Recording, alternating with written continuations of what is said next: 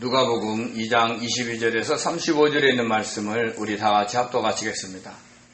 모세의 복대로 정결 예식의 날이 차매 아기를 데리고 예루살렘에 올라가니 이는 주의 율법에 쓴 바 첫 해에 처음 난 남자마다 주의 거룩한 자라 하리라 한 대로 아기를 주께 드리고 또 주의 율법에 말씀하신 대로 산비둘기 한 쌍이나 혹은 어린 집 비둘기 둘로 제사하려 함이더라. 예루살렘에 시몬이라 하는 사람이 있으니 이 사람은 의롭고 경건하여 이스라엘의 유로를 기다리는 자라. 성령이 그 위에 계시더라. 그가 주의 그리스도를 보기 전에는 죽지 아니하리라 하는 성령의 지시를 받았더니 성령의 감동으로 성전에 들어가매 마침 부모가 율법의 관례대로 행하고자 하여 그 아기 예수를 데리고 오는지라. 시몬이 아기를 안고 하나님을 찬송하여 이르되 주제여 이제는 말씀하신 대로 종을 평안히 놓아 주시는도다. 내 눈이 주의 구원을 보았사오니 이는 만민 앞에 예비한 것이요 이방을 비치는 빛이요 주의 백성 이스라엘의 영광이다 하니 그의 부모가 그에 대한 말을 놀랍게 여기더라. 시몬이 그들에게 축복하고 그의 어머니 마리아에게 말하여 이르되 보라 이는 이스라엘 중 많은 사람을 패하거나 흥하게 하며 비방을 받는 표적이 되기 위하여 세움을 받았고 또 칼이 내 마음을 찌르듯 하리니 이는 여러 사람의 마음의 생각을 드러내려 함이라 하더라. 아멘. 기도합니다. 은혜로우신 하나님 감사합니다. 생명의 말씀이 전해질 수 있도록 역사하여 주시고 아버지 우리 성도님들의 심령을 여시고 아버지 선포되는 부족한 종을 붙잡아 주셔서 성령 충만하게 역사하시옵소서. 감사하며 예수님의 이름으로 기도드립니다. 아멘. 아멘. 감사합니다. 우리 계엄으로 또 탄핵으로 전국이 엄중하고 어수선한 시기이지만 우리는 이 땅에 오신 예수님을 축하하기에 여기 모였습니다. 그래서 우리 다시 한번 옆 사람과 보고 메리 크리스마스 한번 하시겠습니다. 메리 크리스마스. 네. 네. 얼마나 천진한 아이가 메리 크리스마스 하고 있습니까?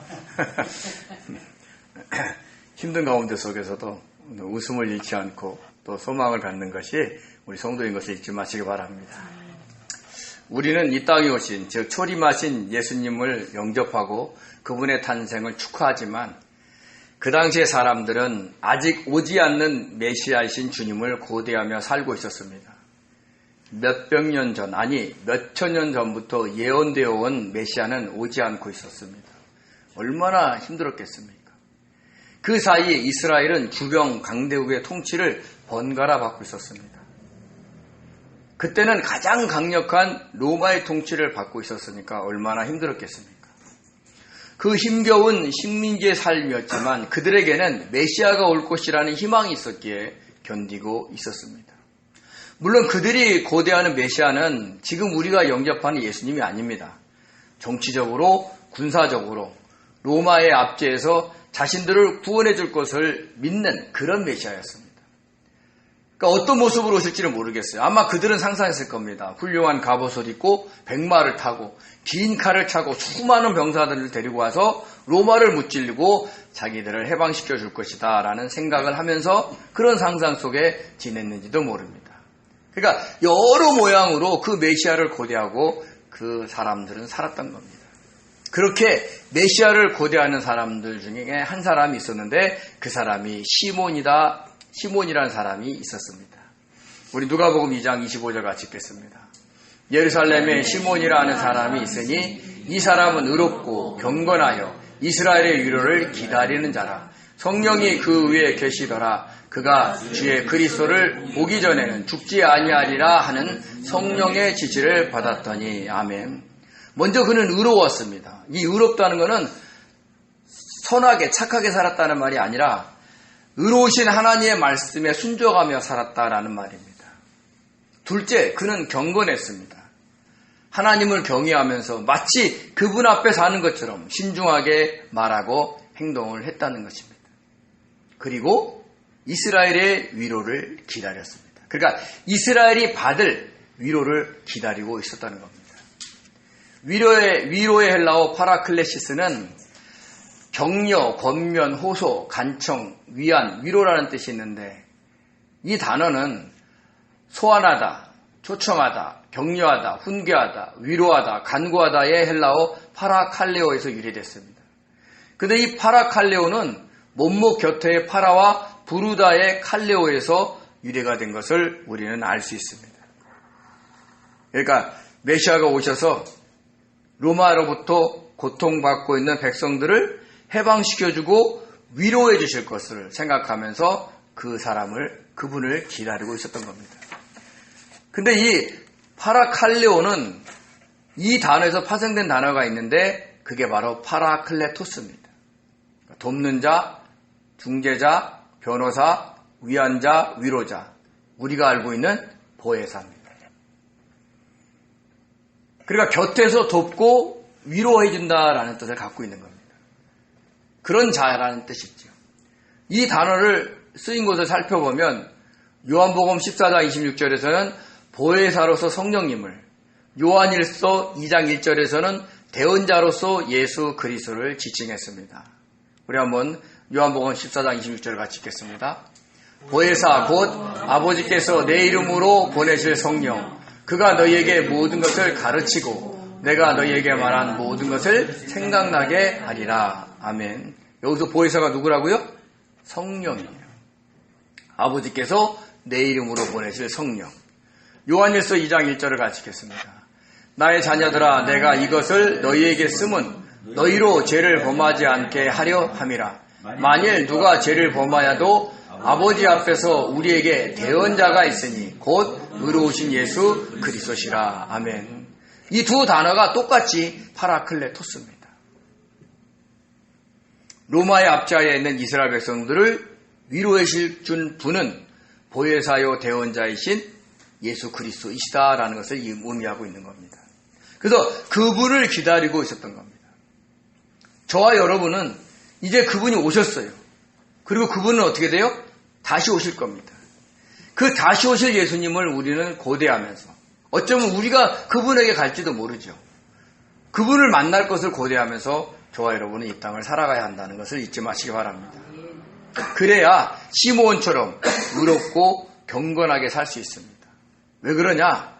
그분이 우리에게 주실 의의 면류관이 있기 때문에 그렇죠. 저와 여러분은 이미 생명의 면류관을 받았습니다. 왜요?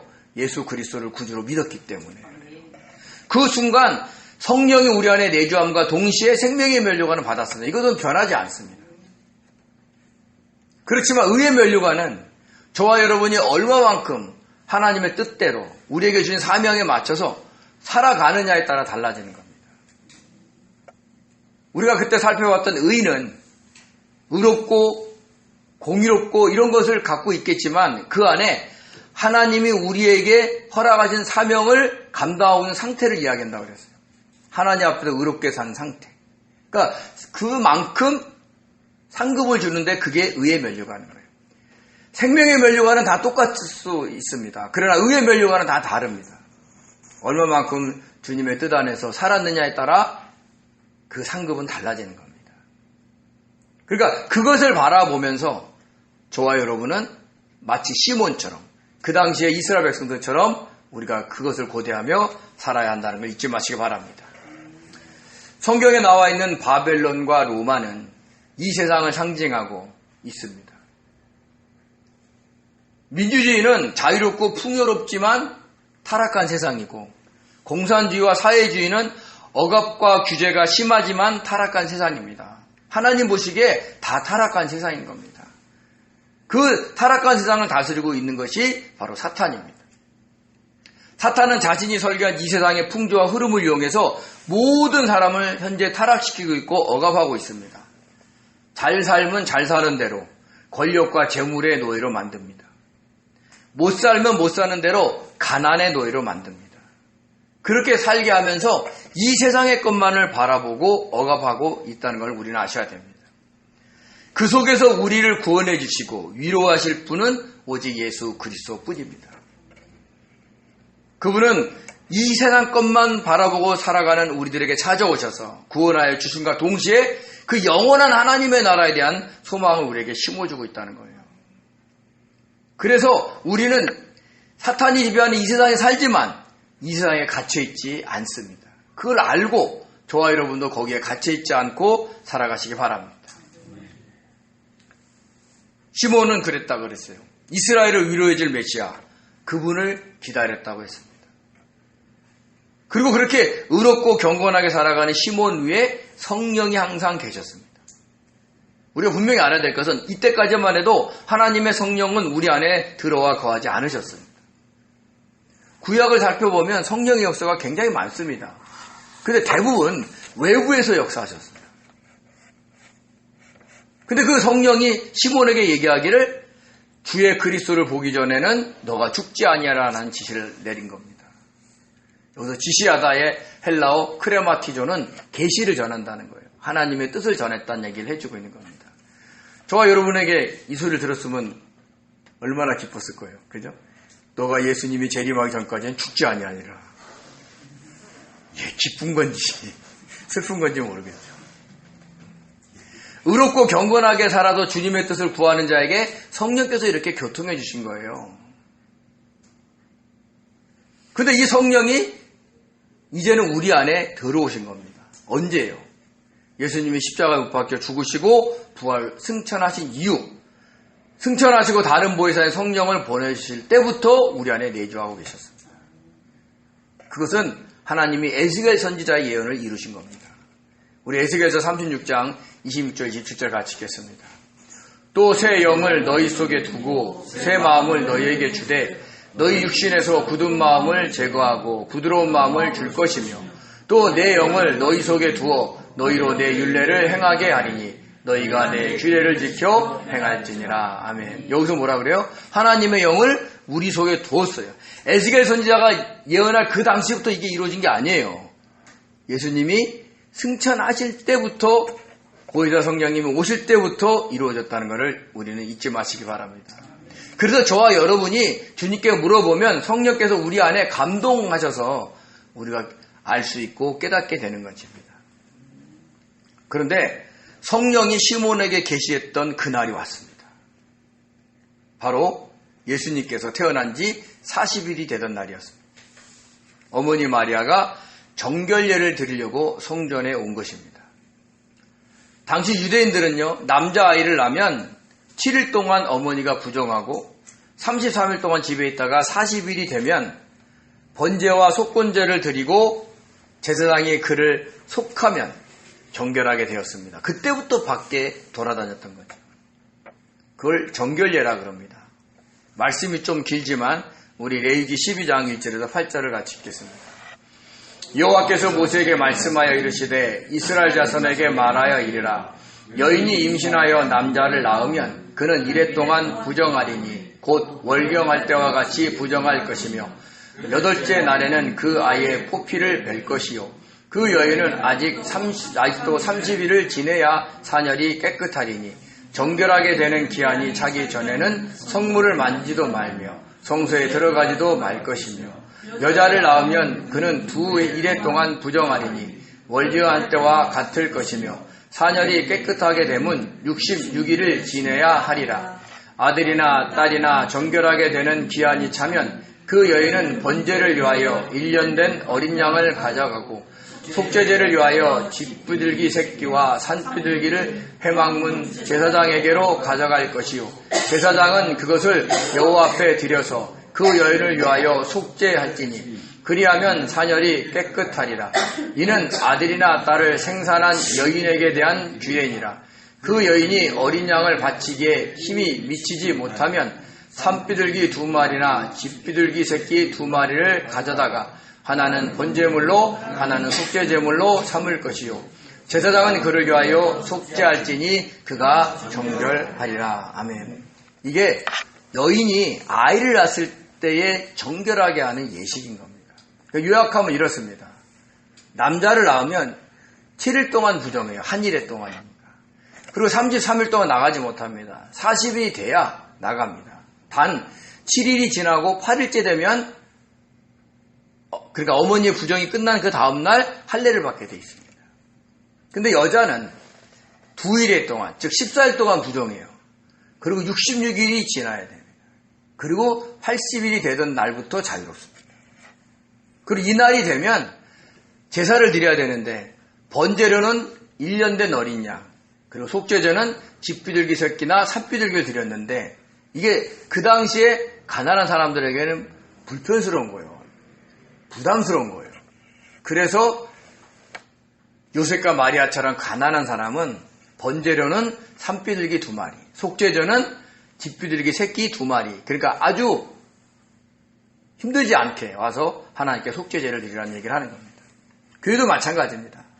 교회도 헌금을 드리라 그럴 때 제한을 두지 않는 거예요. 11조는 얼마를 드려야 됩니다. 감사헌금을 얼마를 드려야 됩니다. 그게 아니에요. 형편에 맞게 드리면 되는 거예요. 정성을 다해서 드리면 된다는 것을 우리는 잊지 마시기 바랍니다. 그래서 마리아가 예수님을 낳은 지 40일이 되는 날이 되어서 그 제물을 들고 성전에 왔고, 그때 성령께서 역사하셔서 시몬에게 너 성전으로 들어가라 이렇게 얘기를 한 겁니다. 우리 27절 같이 읽겠습니다. 성령의 감동으로 성전에 들어가매 마침 부모가 율법의 관례대로 행하고자 하여 그 아기 예수를 데리고 오는지라. 아멘. 아멘. 드디어 성전에서 아기 예수와 시몬이 만난 겁니다. 생각해 보세요. 어떤 늙은 사람이 오자마자 품에 안고 있는 아기를 뺏어가지고 기도하기 시작하는 거예요. 얼마나 당황했겠어요. 그래도 그에게 풍기는 분위기가 있잖아요. 성령께서 그 마음들을 서로 위로해줘서 그 시몬이 그 아이를 안을 수 있도록 도와줬을 겁니다. 그래서 그 아이를 안고 하나님께 찬양을 드립니다. 그것을 시몬의 노래라 그러는데 그 28절에서 32절입니다. 우리 한번 같이 한번 읽어볼까요? 시몬이 아기를 안고 하나님을 찬송하여 이르되 주제여 이제는 말씀하신 대로 종을 평안히 놓아 주시는도다. 내 눈이 주의 구원을 보았사오니 이는 만민 앞에 예비하신 것이요 이방인을 비치는 빛이요 주의 백성 이스라엘의 영광이다 하니. 아멘. 그 첫 마디가 뭐예요? 주님 감사합니다. 내가 예수를 봤습니다. 이러지 않고 뭐라 그래요? 이제는 말씀하신 대로 종을 평안히 놓아 주시옵소서. 그러니까 그동안에 시몬이 죽지 못하고 사는 거예요. 그러니까 이걸 보고 시몬이 나이가 많았다는 걸 알 수 있다는 거죠. 이 죽지 못해 사는 것이 힘든 겁니다. 적당한 때에 죽는 게 나쁜 건 아니에요. 그러니까 저와 여러분도 적당할 때 죽기를 소원하셔야 돼요. 어젠가 발표를 했는데 우리나라가 초고령화 사회로 들어갔습니다.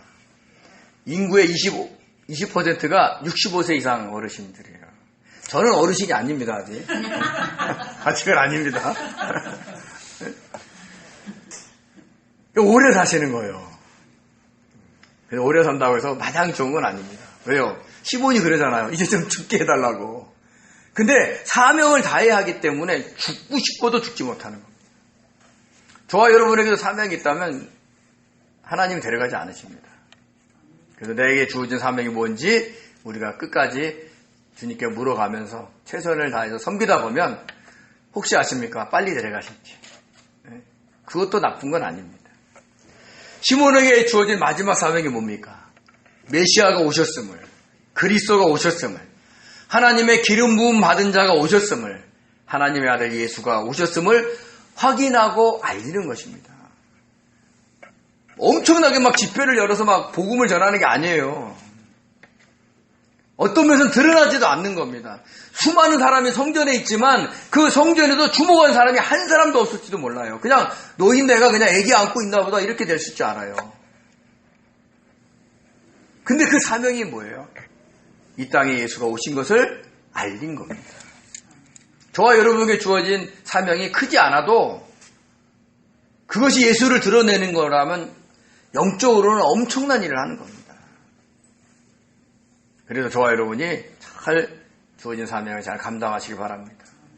시몬은 이렇게 찬양했습니다. 내 눈이 주의 구원을 보았사오니 이는 만민 앞에 예비된 것이다. 그러니까 자신의 눈이 하나님의 구원을 보았다는 거예요. 즉 그 어린아기 예수 그리스도를 통해서 믿는 모든 자들을 구원하실 것을 성령을 통해서 본 거예요.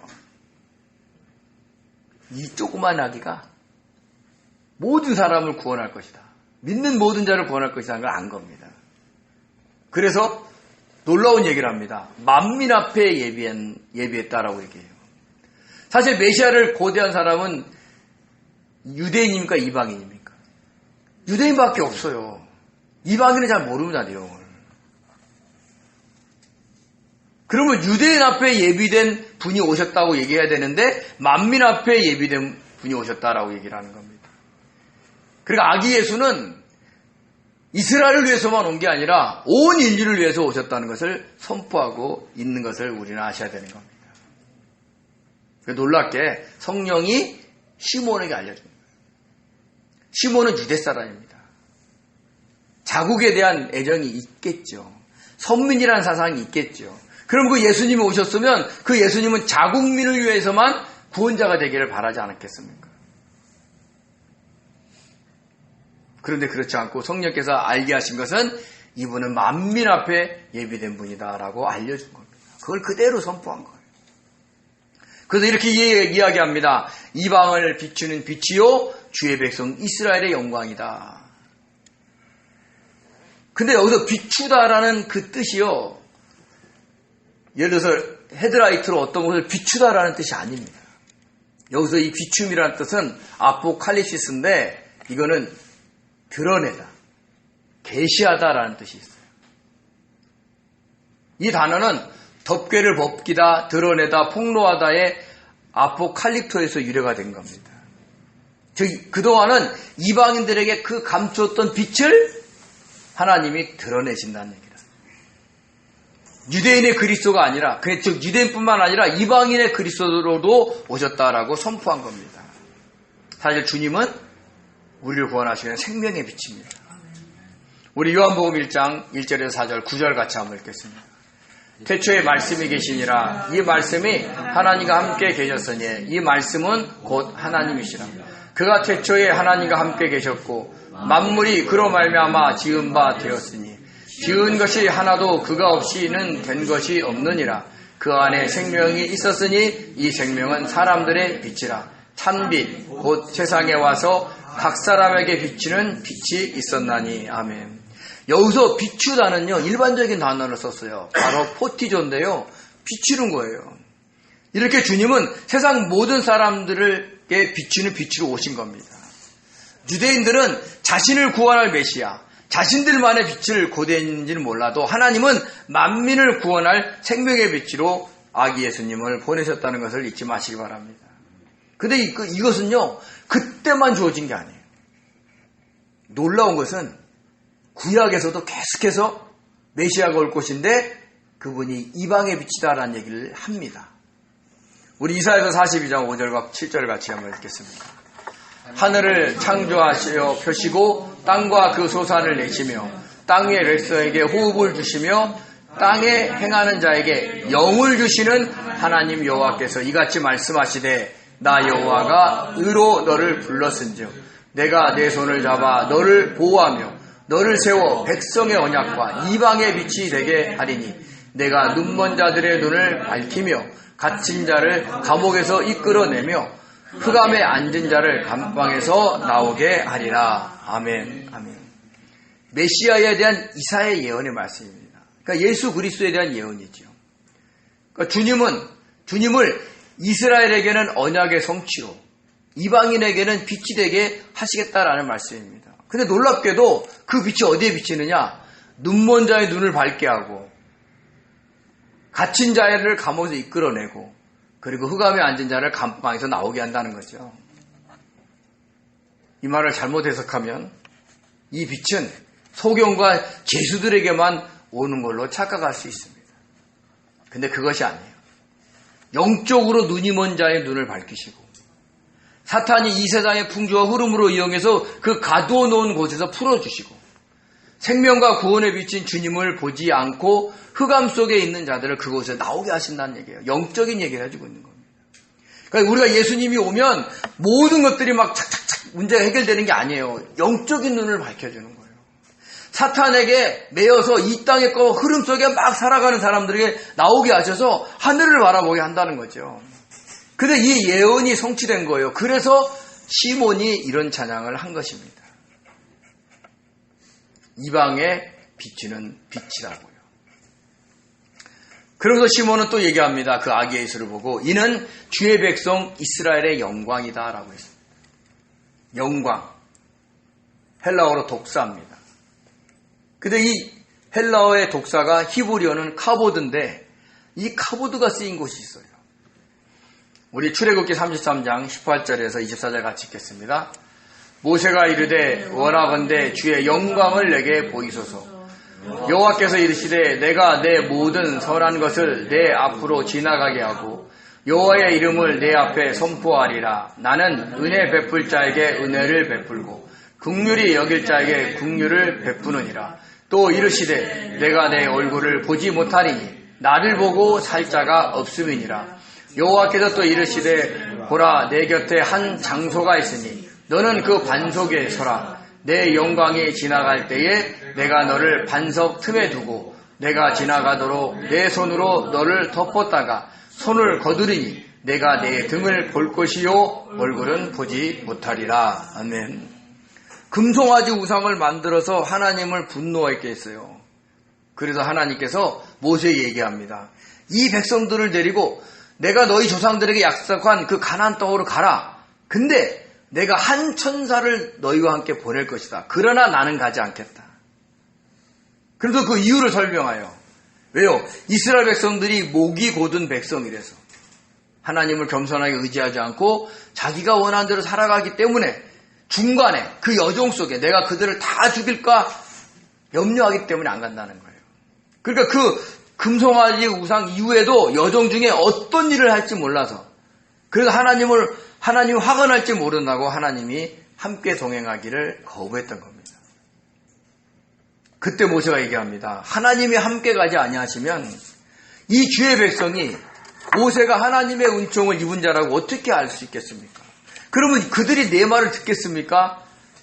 안 듣습니다. 그러니까 하나님 나와 함께 가주십시오. 그렇게 간청을 하자 하나님이 그래 그럼 내가 가겠다라고 얘기를 했습니다. 그 말을 듣고 한 얘기예요. 그때 모세가 얘기합니다. 하나님의 영광을 보여주십시오.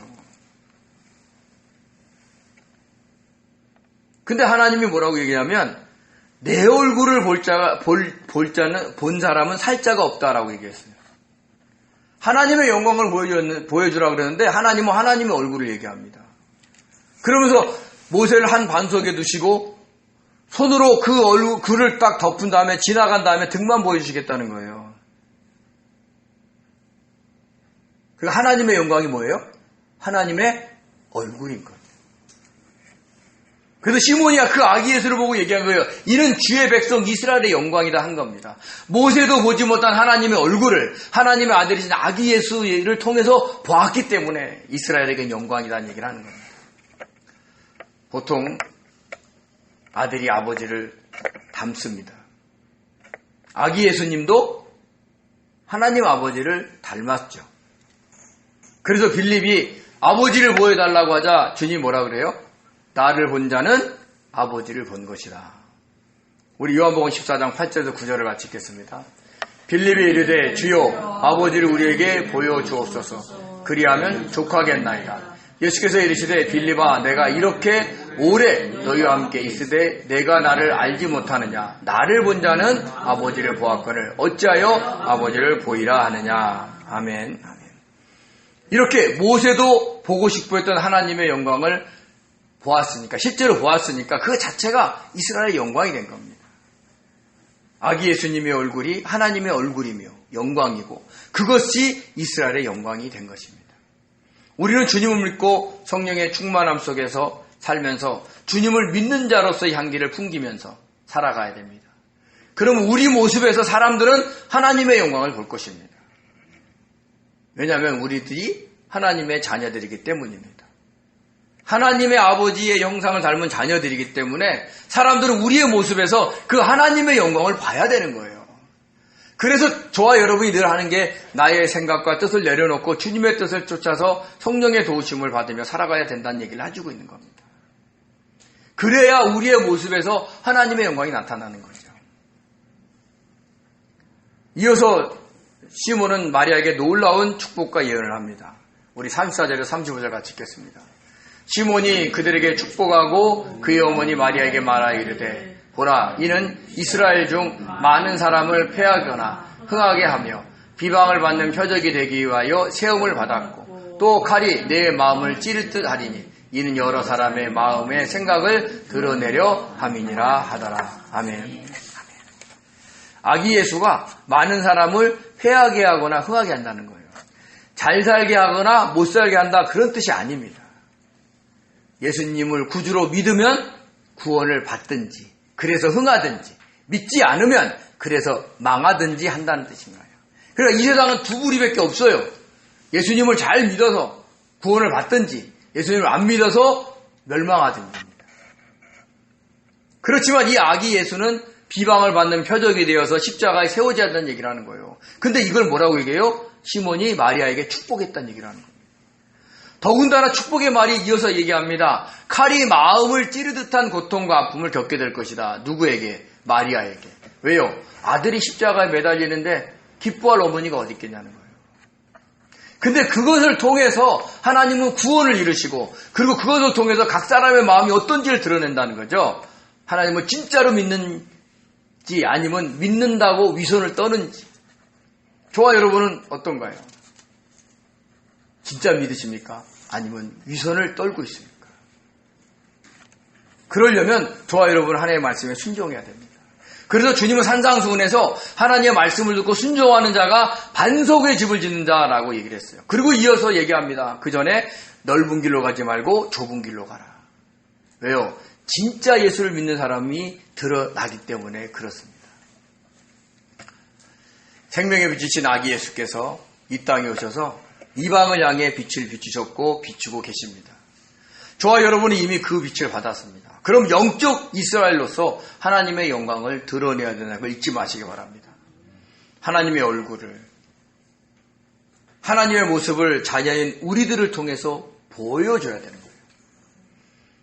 우리들은 하나님의 나라를 소망하며 살아가는 천국 백성임을 잊지 마시기 바랍니다. 그러므로 이 세상으로 인해서 너무 낙심하거나 염려하거나 좌절하지 마십시오.